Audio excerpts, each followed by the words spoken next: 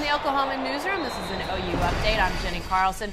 Sooners head to Baylor this Saturday for a huge game. It's a primetime game, a game day game, and Ryan Aber joins us on the phone. Ryan, these last 2 years, though, Baylor has really dominated the Sooners, stolen their swagger a little bit, and they've even started stealing recruits from the Sooners. Obviously, Waco right there in the Texas hotbed of high school football, but that's really become an issue as Baylor's making huge inroads in the recruiting scene. Yeah, no doubt about it. And it's funny, though, when you look at the numbers of recruits that OU wants that Baylor winds up getting and that Baylor wants that OU winds up getting, OU, just by the raw numbers, is still beating out Baylor on more players. The problem is, when you look at the wide receivers and quarterbacks, where Baylor makes the most hay in its offense, and obviously their offense is the best in the country, Baylor is winning those battles, which is, one, made things more difficult on OU to defend when they play Baylor, and two, it leaves OU searching for playmakers on the offensive side of the ball.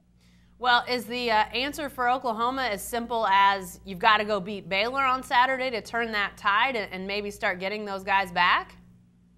Yeah, that's no doubt. There's no doubt about that. Now, what they've also got to do is be more creative in their wide receiver recruiting to expand their radius beyond just Texas, because Art Briles focuses almost solely on Texas.